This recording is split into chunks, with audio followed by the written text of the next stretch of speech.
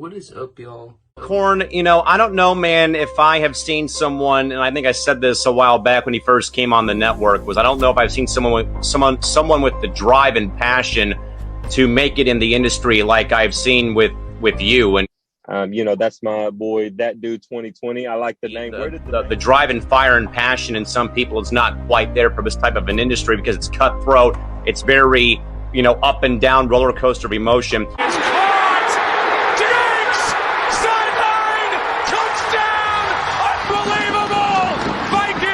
Also, I don't know if I've seen a person, though, who probably has been so appreciative of a chance that they were given. Corn, like I've said, though, man, is, again, you're one of the new guys on this network. And again, I know that you're very appreciative, though, of me kind of giving you the shot here. But how did you get blocked by LeBron James on Twitter?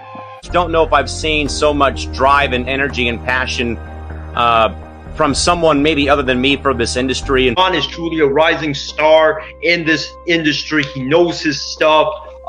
He's not afraid to go at people, and he's a guy that you want to go to bat for. And I'm so thankful that he's part of our network.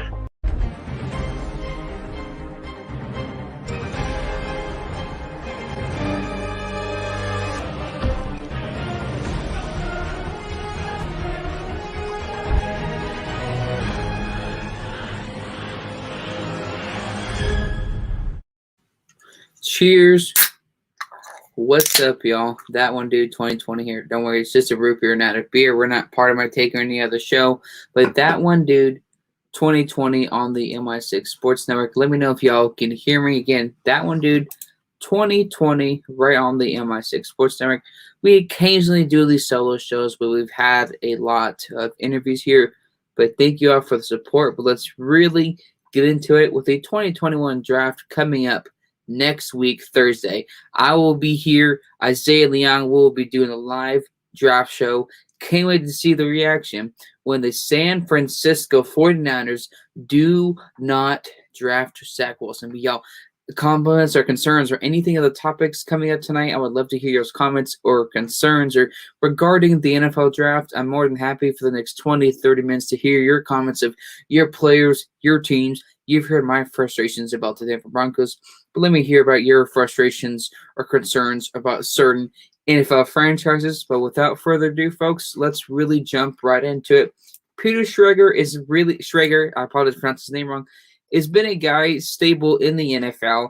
2020, man, he got 9 picks of the 2021 first round, right? So this guy's very knowledgeable. He knows his stuff.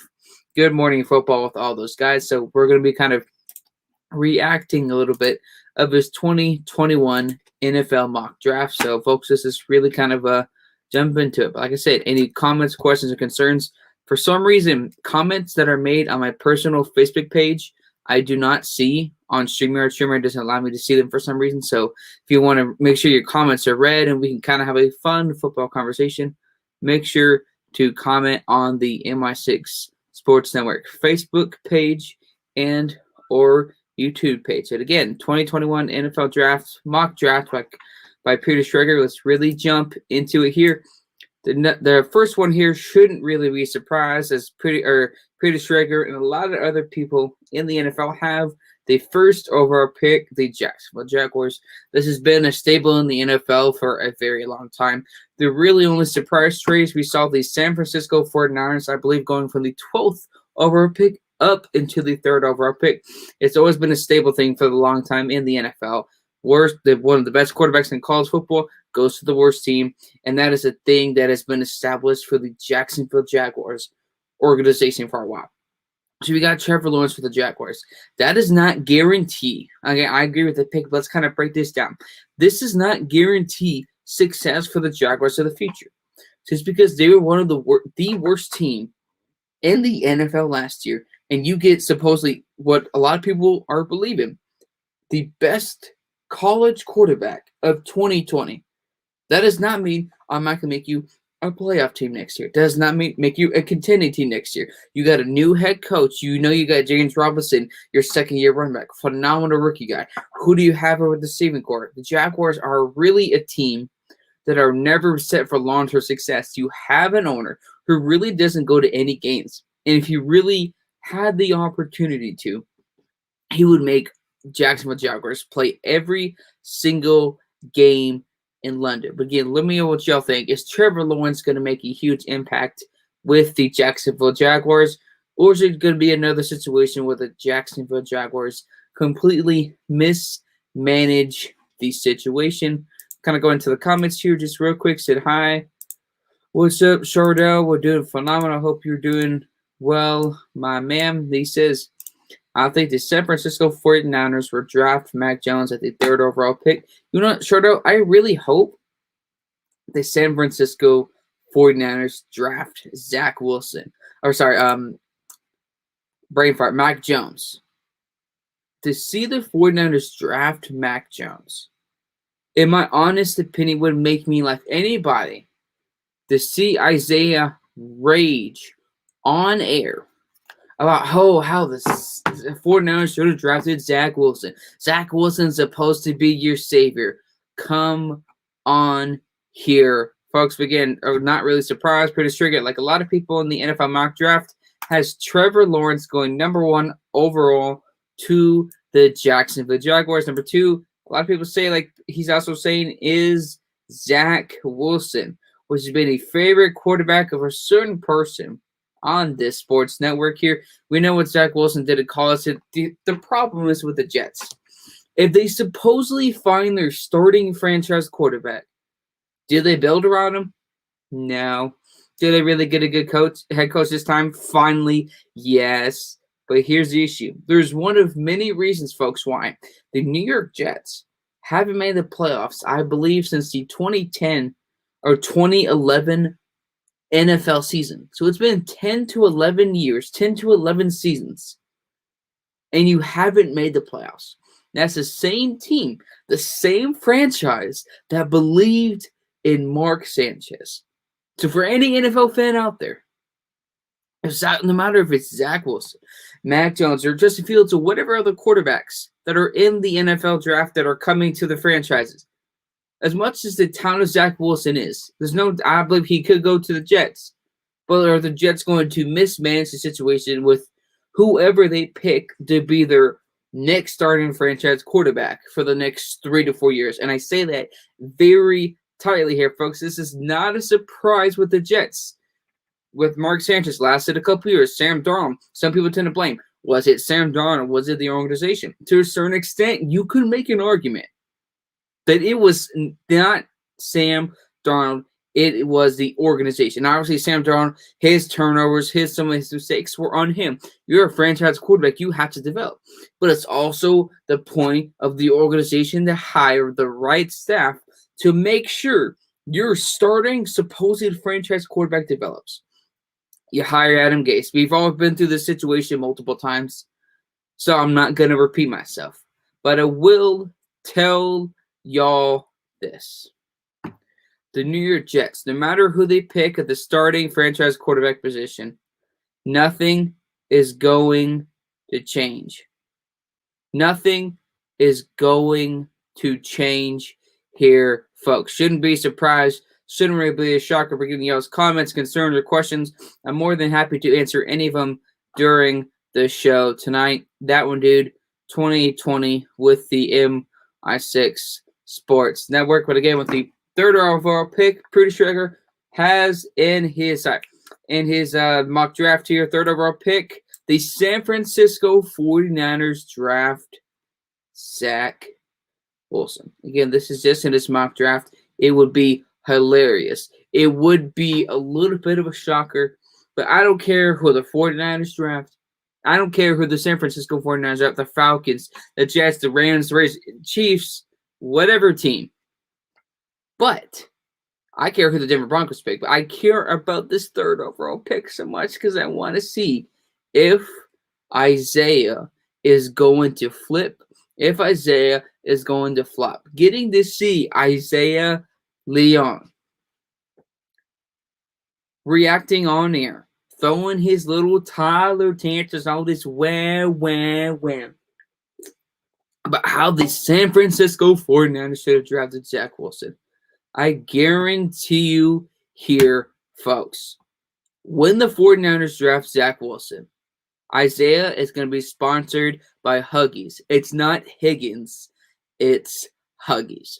Now, with the 4th overall pick here in his mock draft here, you have Kyle Pitts, an explosive tight end coming out of college, out of Florida, played with Kyle Trask, had a phenomenal year in 2020. And imagine here, folks, again, this is the potential of what could happen.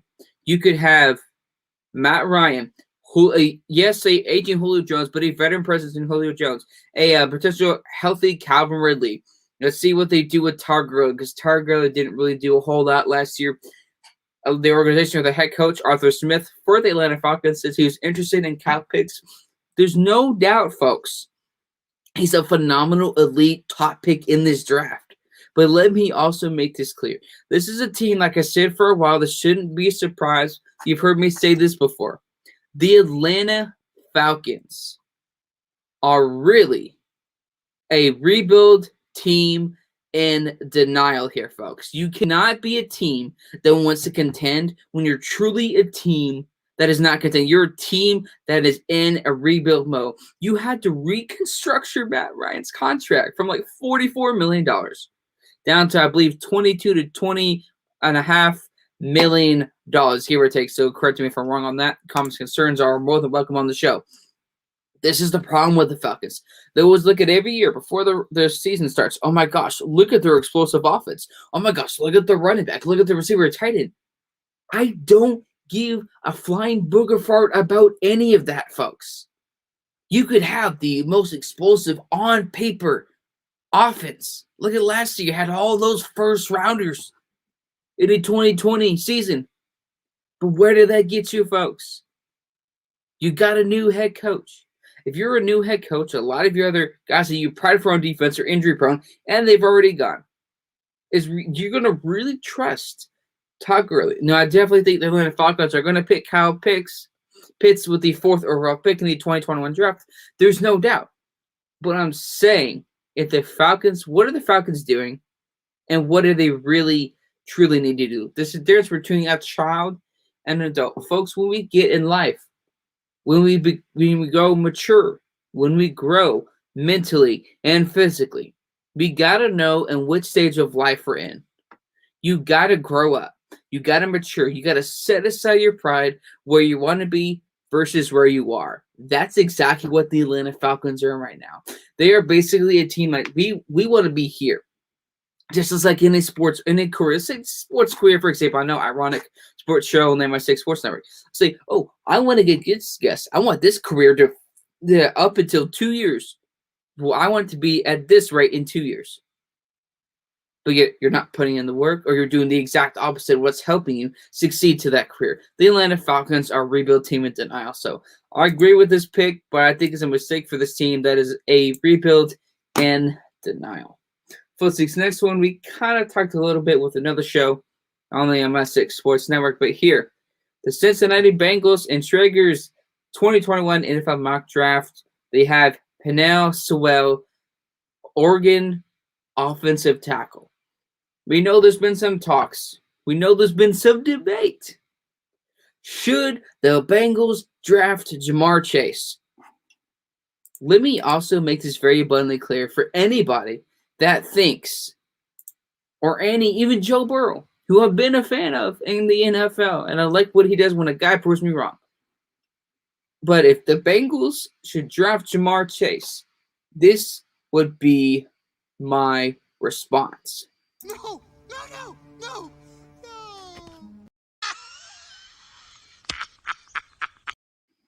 We all agree here, folks. There's nothing wrong with playing with your homie, playing with your bro.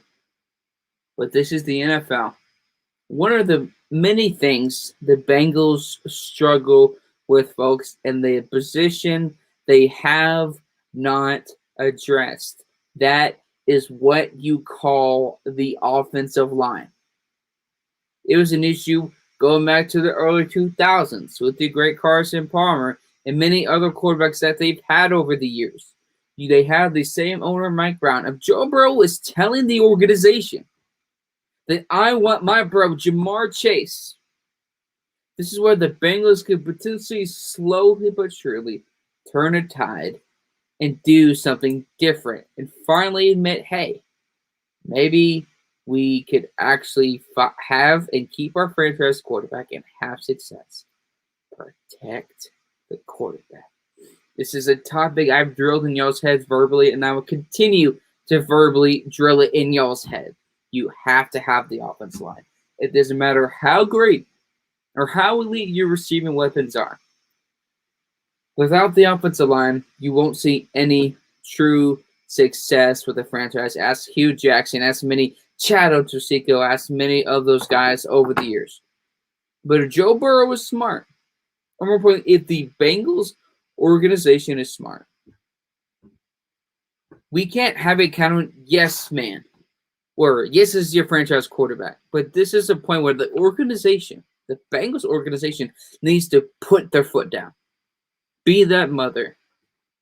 Tell him no, it's better to draft the offensive lineman. Because great, Jamar Chase, 20 touchdowns in 2019 with Joe Burrow, won to the national championship game, beating Trevor Lawrence. But let me ask you here, Bengals fans, the organization, Joe Burrow, if you somehow ever see this video, what does it benefit you to draft Jamar Chase? Do you want to win, or do you want to be in a couple of Pro Bowls? Which one do you care? Clearly up to this point in college, you won your last year in college. We know what you did at LSU, talking about all the talent, Ed Oregon, all the coaching. But let's just lay it down and be honest here on the That One Dude 2020 show in my 6 Sports Network. If the Bengals listen to Joe Burrow and draft Jamar Chase, the Bengals deserve to lose. There is absolutely no excuse. I understand he's your bro. But just because even if he's not playing on your team, doesn't mean y'all aren't going to be hanging out in the offseason, hanging out on the weekends or in the preseason and even before that. There's no doubt. Even after the draft, y'all are going to hang out. But this is what we talk about in the NFL, whether it's the draft or any part of the NFL. When you make a decision based on emotions or a franchise-defying or changing move, based on emotions, when has it ever really worked out for the best for a franchise? And it's an NFL-based decision based on emotions. I can wait here, folks, for the next 5 to 10 minutes. But I agree. Penei Sewell, the Oregon offensive tackle, should be the pick for the Cincinnati Bengals. If the Bengals and Mike Brown are really smart here, with the 6th overall pick, the Miami Dolphins select Jamar Chase in the Peter Schrager 2021 NFL Draft. I love it. Miami Dolphins, Devontae Parker had a great year last year. Albert Wilson, great backups. Struggle with the running game. Here's where, if the Bengals are somehow, if they really want to make a statement, we are sold on Tua Tagovailoa, I always pronounce it wrong, as our starting franchise quarterback. Give him the weapons. You're already starting to address the offensive line. Give him the weapons. You were already a team that was that close to the playoffs last year. Now you can see because of Ryan Fitzpatrick, that veteran presence of the quarterback position is extremely important for every franchise. I've said this time and time again. Shouldn't be a shocker. It shouldn't be a surprise here, folks. I agree with that pick. The Miami Dolphins dropped Jamar Chase. Good for them. And whatever happens with the quarterback position, I think it's going to be an excellent fit with Brian Flores is what he's going to do with the franchise. But again, Peter Schrager, I hope you see this, my man. I've been a big fan of yours and your knowledge. But this next one, though, I like it. I really like it. And so here's the thing.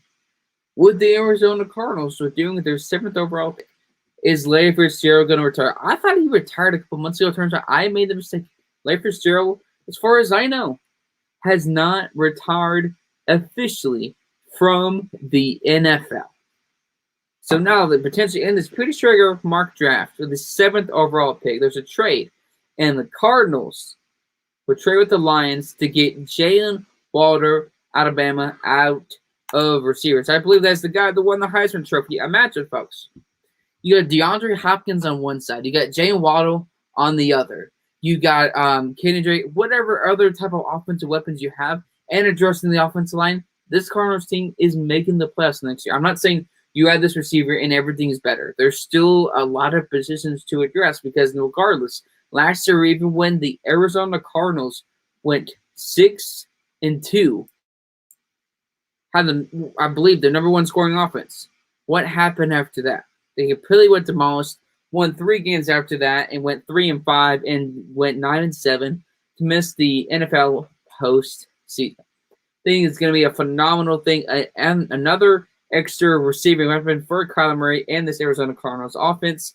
I agree with this pick, and let's see how Cliff Kingsbury can adjust his coaching in the 2021 NFL campaign. Folks, despite the Carolina Panthers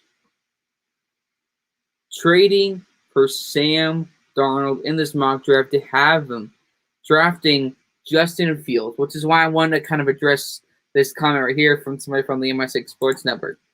Are you worried about the Fields of the Justin Fields news of his epilepsy? It turns out, folks, a lot of people in his family have had this issue. They've gone on and grown over it. Now, I understand it's not like a sprained ankle or certain other issues. And this is why I kind of want to address this question right here on the MI6 Sports Network. But like we always never forget, make sure to check out our Anchor and YouTube page, the link in the description right here down below on Facebook or YouTube or any other pages, YouTube pages for YouTube Shorts. But kind of go back to this question right here. Are you worried about the news of Fields' epilepsy? This is a thing where I like Justin Fields as a starting quarterback, and in this mock draft, the Panthers have him going 8th overall. Again, a lot of things can happen. Not everybody's going to be right about their picks. I totally understand that here, folks, but let's be honest. Should we be worried? Not we. Should the franchise be worried? And to be honest, my answer is going to have to be right now, no, but take precaution. And if somehow he has a type of injury, ankle, leg, whatever, take it seriously. Don't rush him back from injury. But, man, I don't know what else to really think about this. I don't know a lot about epilepsy. I don't know anybody personally, my friends or family or school or say work, not school, and other people that I know. But it's a very serious injury here, my man. And Justin Fields, I wish you the best in the NFL, and it would be an honor to have you on. And I hope that you can continue your health and have a great, prosperous career in the NFL. The 9th overall pick in the Peter Schrager NFL mock draft, the Denver Broncos select Trey Lance. Now, at this point here, folks, the reason why I like this one, the reason why I like it, because it's anything over Drew Lock. You don't have to hear my rant, and I'm not giving you it, because I'm not going to waste anybody's time. We've already been through this again and again. But I will say, Drew Lock, in my opinion, should be done with the Denver Broncos. At this point, the Broncos need to really decide, depending on how long Vic Fangio and Pat Shurmur is with your franchise. We need to decide, how do you approach the quarterback position depending on his contract, or depending on how many more years you're really going to let Vic Fangio continuously help this franchise lose. It's definitely anybody but Drew Lock at this point would really be a huge blessing to me. But again, folks, the Peter Schrager 2021 NFL mock draft. We're going to just the first 8 to 10 picks, but the next huge news coming out of the NFL this week, Alex Smith retires after 16 seasons in the NFL. Folks, when you talk about stories, when you talk about things in the NFL that are either a surprise, you want to talk about guys that are huge savage, who are guys that you should not give up. If you have a career and you keep working on it and it looks like that it's going nowhere, look at the Alex Smith story. I know we had like a 30 for 30 thing for his injury and coming back from that. But what if we actually did like a huge ESPN special thing for his entire career? I'm not saying he's a Hall of Famer, but you can remember Alex Smith as one of the toughest guys on the field. Folks, if somehow you don't know who Alex Smith is, it's kind of do like a backstory here. First overall pick in the 2005 NFL Draft, Few noticeable quarterbacks from that draft. Aaron Rodgers. At first few years was looking like a bust, and the same thing we saw here, folks, is that he looks injured. He's injured. He's a bust. He misses a part of a year. I think in 2008, 2009. Doesn't look like he's going to work out in the NFL, much less with the 49ers. A couple of different coaches and coordinators. This guy looked like a bust. And what does Alex Smith do again that very next year? I believe next year or two. He takes the 49ers to the playoffs. Harbaugh gets hired that offseason. And the 49ers look like a team that is on the rise despite a former first overall pick that looked like a bust. And, of course, the San Francisco 49ers draft another quarterback that people are familiar with. And he gets traded to the Chiefs and has winning season after winning season. Won a couple of playoff appearances, one playoff win. But, folks, Alex Smith with the Chiefs, while he wasn't the flashiest quarterback, while he wasn't the most interesting, he was a guy that every single game he's going to give your all. Every single game that you have a chance to win, that you have a chance to contend for the playoffs. He's never a guy that you're going to consider for MVP. Now, again, we can talk about another day how the MVP award maybe doesn't mean as much as maybe it used to. But Alex Smith, just his entire career, I can call him a warrior. I can call him a fighter. Alex Smith is a guy. Not more than just he's a guy. He's a quarterback, husband, and father. This is a man that no matter what stood in his way on the field, did he give up? No. Did he keep going? Yes. And I encourage anybody that hasn't seen the Alex Smith documentary, I 100% recommend it. But again, graphic here, folks. Nearing the documentary, I believe near the end as I'm looking it up, there are some graphic photos of his leg. Let me break this down even more. Alex Smith, October 2018. Washington is first in their division. I believe they're 5-3 or 5-4. Alex Smith already has almost 10 plus touchdowns on the year. This team looked like they can make the playoffs, maybe get deep in the playoffs and potentially get to the Super Bowl. Who knows what this team? You got Josh Norman. I believe you had a couple other receivers. This team was doing something. This team could have done something. And that unfortunate injury. At that moment here, folks, when I was watching, I was eating out to dinner with my parents and one of my family members, and I saw that game. I saw that injury. When I saw Alex Smith fall down, here's what it worried me. Because, again, Alex Smith does not know me. Alex Smith, I may not ever meet him. But if you are an NFL fan, a devoted, passionate, emotional NFL fan, that type of injury, when I saw him on the field, my genuine opinion, I didn't know if he was conscious or not. We didn't know if he was going to live or not. You go back almost 30 years before to that date almost. I believe it was Joe Theismann or so, I forgot who it was, that had that same type of injury but ended his career. I guarantee you the NFL back then was a lot more physical. But y'all can let me know as I continue all this. Have y'all seen the Alex Smith documentary? I 100% recommend it. It's a great watch, but again, graphic, viewer discretion advised. There are some graphical images on the 30 for 30 on ESPN Plus, but I recommend it 100%. Seeing Alex Smith go down on the field, this is a guy, when I saw him, I've been rooting for him because of his story. Just him even in 2020 doing an interview, sitting down. When he lost so much blood and skin down there, I'm not even going to describe it because it's crazy. Anybody that watches the NFL roots for Alex Smith. I was never a Chiefs fan. I'm never a Chiefs fan. I'm never a 49ers fan. I'm never a fan of Washington. But what can I appreciate in a franchise quarterback? Because there's a lot of these quarterbacks you've seen in the past that would come in that won't give their all. That injury or not, life circumstance or not. But Alex Smith, you know, every single game, every single quarter, he's going to give his all. And to see him fall down that field on that play, it worried me as an NFL fan, a guy that I looked up to because he never gave up. He inspired me. That, I will be honest with y'all folks, I didn't know what was going to happen. Let's screw the season. The season was over. But who knew what was going to happen with Alex Smith moving forward? Was he ever going to walk again? Was he ever going to stand again? Was he ever going to even go play back in the NFL?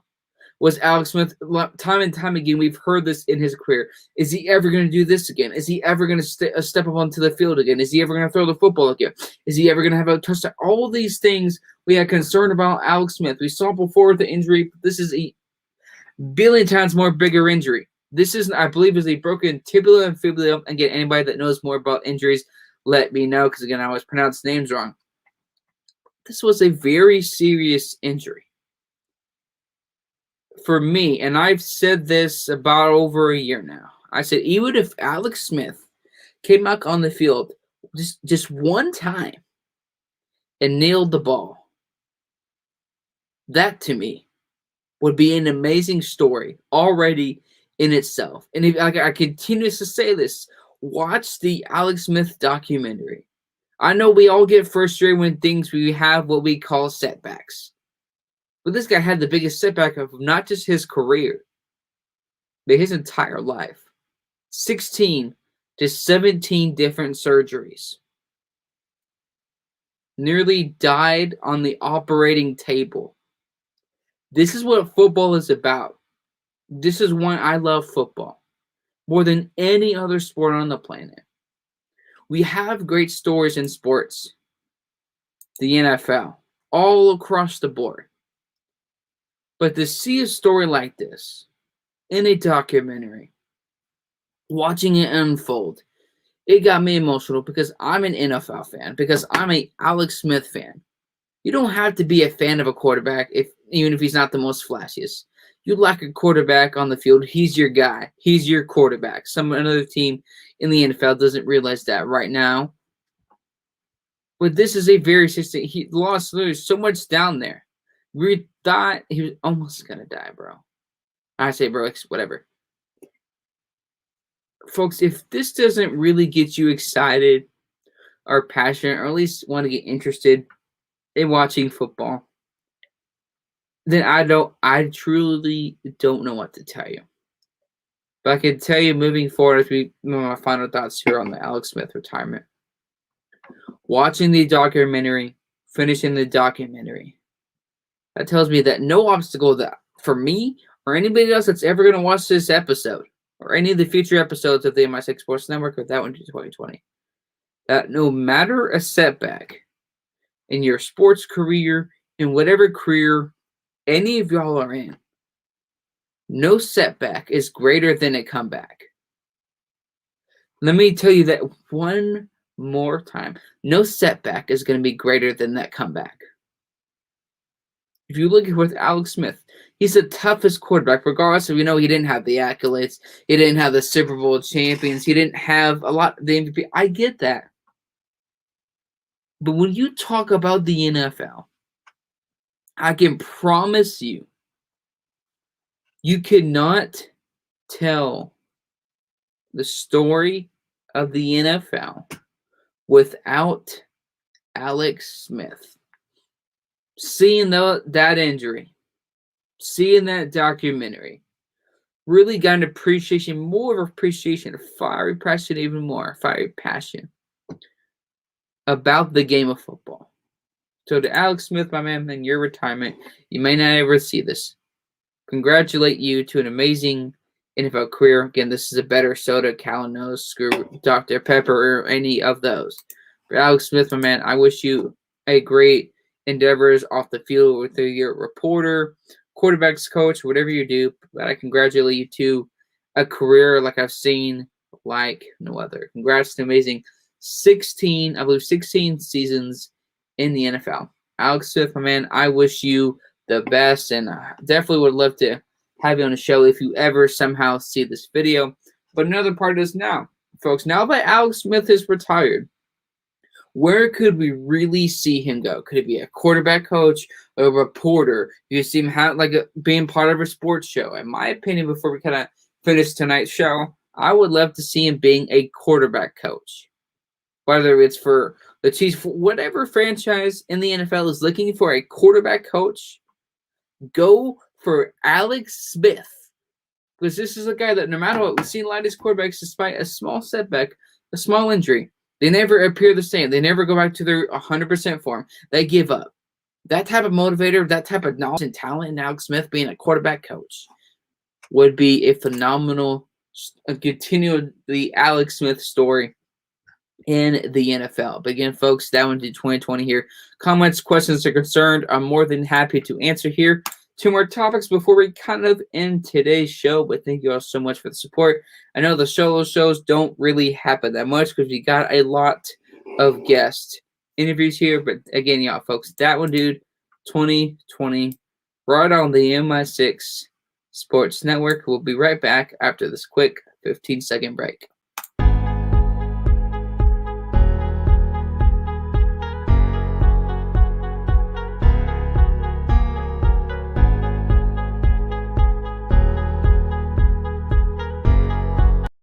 Again, folks, that one due 2020 on the MI6 Sports Network. But breaking news coming out of the NFL that happened a couple of days ago. Pittsburgh Steelers re-signed head coach Mike Tomlin to a 3-year extension through the 2024 NFL season. This really breaks down to 2 questions before we move on. Is this a good decision? Now, obviously, the easy answer would be yes. And I can't believe I'm saying it, but I believe it's the best decision. This is the thing about the Steelers. Why they have 6 to 7 rings right now. Being able to keep a head coach long term, it continuously to make the playoffs is not an easy thing to do. I understand the Steelers are in kind of a weird situation here. Big Ben coming back for 1 more year. Certain guys you couldn't pay. You got your running back that I believe went to the Carolina Panthers or another team. So they don't have a running game. You sign back Juju Smith here, but do you try to do what you did last year, even though you got exposed by the Cleveland Browns in the wild card round? So that this team is still a decent team. I know, folks, that I've probably been critical on or off here about Mike Tomlin. There's no doubt he's a great head coach, future Hall of Famer. But right now, where the Steelers are at as an organization, where the Ravens are at, where the Browns are at, burp on here, so deal with it. But Mike Tomlin, regardless of, yes, of course he's a better head coach than Stefanski. Harbaugh is still only a question for another day. But based on how competitive the AFC North is now, do we truly think the Steelers are a true contender beyond just the AFC North in 2021? Since the Steelers know, byproduct of 16 games, 17 weeks, 16 games of film of what the Steelers did last year, knowing that it was an open book, knowing that they got exposed. What are they going to do? How are they going to try and approach the offense this year? You can't be pass, and expect something different. I think it's a very great decision by the Pittsburgh Steelers here, but I think it's maybe a little bit also a penny move because they know that finally the Browns are finally being heading to being a very smart NFL franchise. The Ravens are still doing their thing. The Bengals, of course, are in still rebuild mode, so that could be the same grace. But there's 2 teams, the Browns and the Ravens. With how the Steelers are right now, they're not going to outbeat the Browns for the AFC North. They're not going to beat the Baltimore Ravens to outwin both of those teams, the Browns or the Ravens, for the AFC North. Of course, I think the Steelers are in trouble. Now, how they approach this draft, in my opinion, would be very interesting. But again, Pittsburgh Steelers re-signed head coach Mike Tomlin to a 3-year deal through the 2024 NFL season. But our final topic of today, coming out of the NFL again, because this is an NFL show, that one, dude, 2020. Alden Smith is wanted for allegedly, keyword allegedly, assaulting a man days after signing with the Seattle Seahawks. Folks, this is why this breaks my heart. When we talk about the NFL, we talk about potential. Because man, oh man, Aldon Smith had potential. Already in his first 2 years in the NFL, potential to be a future first ballot Hall of Famer. Let's go back in history here, 2011 and 2012. Let's go over Aldon Smith, his sack numbers. Aldon Smith, his first year with the San Francisco 49ers, being drafted in 2011, 14 sacks. Now, this is the team that year before, that season before, had Alex Smith and all the Vernon Davis, all those guys. They went to the playoffs. I believe they beat the Saints in the walk around. This was a team that was formatted to be something special, to be a Super Bowl contender, to win a Super Bowl. Oh, wait, sorry, Isaiah. 2 Super Bowl losses since 2000. But you already saw, just in his first season in the NFL, this guy, Aldon Smith, is something special. Just like you saw in J.J. Watt, a pre-Aaron Donald, who knows what Aldon Smith could have been in the NFL. Keyword could have been. Followed that up in 2012 with 19.5 sacks, and in 2013, 8.5 sacks. So nearly almost 42 sacks in his first 3 years. Whew. I know we talked about amazing stories, folks, in the NFL. With Alex Smith. But just like that in the NFL, when you have great stories, you're also going to have stories like this where, again, this is allegedly, I don't know if he did it. I hope he didn't. But keyword, if he did,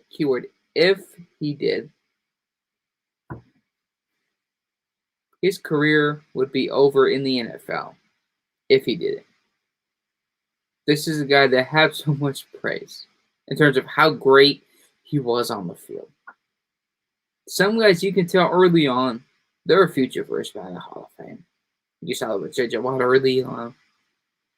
Aaron Donald, Adrian Peterson, and so many greats on the offensive defense for the past 15, 20 plus years. There's no doubt. Some people you knew early on, from the moment they step on the field, those guys will be getting a gold jacket and can. There's no doubt. That's what a lot of us fans saw in Aldon Smith. The early potential. This guy, gold jacket, all this is going to be phenomenal. First team All-Pro, Pro Bowl, 8 playoff games. This was a huge, one of the biggest what-ifs, in my opinion, since watching the NFL for a long time now. On the defensive side of the ball, the biggest what-if, what could have happened, based on what happened early and what derailed his NFL career. Folks, this bothers me because, I don't know Aldon Smith. But what could have been from his NFL career, 14 sacks in year 1, 19.5 in year 2, with Patrick Willis and some of those other guys on the field. Those guys were dogs on defense. But this is going to be another story in the NFL that's going to break our heart. But also, to be honest here, folks, that if Aldon Smith did this, keyword if, I'm not accusing him because, again, we don't have the proof. We don't know yet. If he did it, his career should be over. This is what we talk about with a lot of guys like Josh Gordon, who I think is a great dude. A lot of times, some guys just can't stay in trouble. So if you're having a hard time staying out of trouble, this is not coming from a place of judgment. I want him to be better. I want him to be a better man. I want him to be a better dude off the field. But maybe that could mean running or leaving the NFL. Maybe that can mean leaving some of the people behind in terms of what you call friends or yes men that aren't really there for you. Now, will you getting in trouble? Of course, that's on you. We're all human beings. We got to take responsibility for our actions. But here's my last thought on this one, folks. I hope he gets the help, whatever it is. Because there's no doubt Alden Smith had the potential to be a great defender in the NFL, and already had Ken Gold Jacket written on it after his first year in the NFL. There's always surprises of guys that start off strong and end off on a low note, like the 49ers in this past Super Bowl. So, folks, let me know what you think about any of the comments, questions, or concerns about anything that were discussed tonight on That One Dude 2020. Like we do on every single program, let's go to tonight's final thoughts.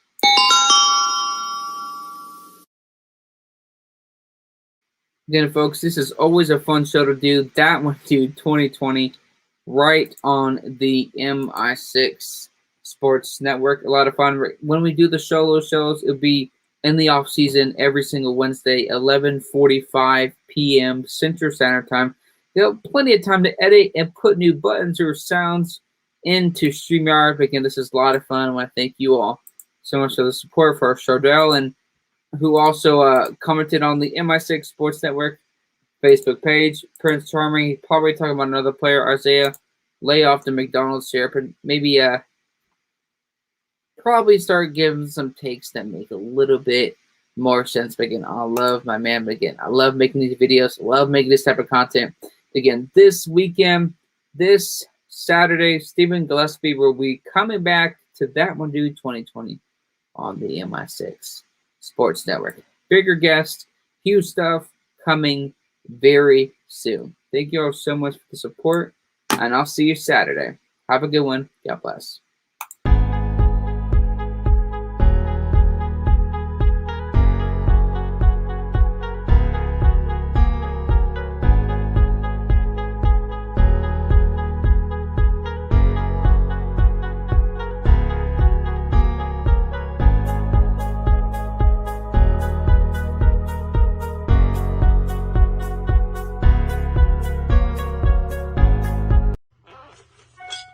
What is up, y'all? Corn, I don't know, man, if I have seen someone, and I think I said this a while back when he first came on the network, was I don't know if I've seen someone with the drive and passion to make it in the industry like I've seen with you. And that's my boy, That Dude 2020. I like the name. The drive and fire and passion in some people is not quite there for this type of an industry because it's cutthroat. It's very, up and down roller coaster of emotion.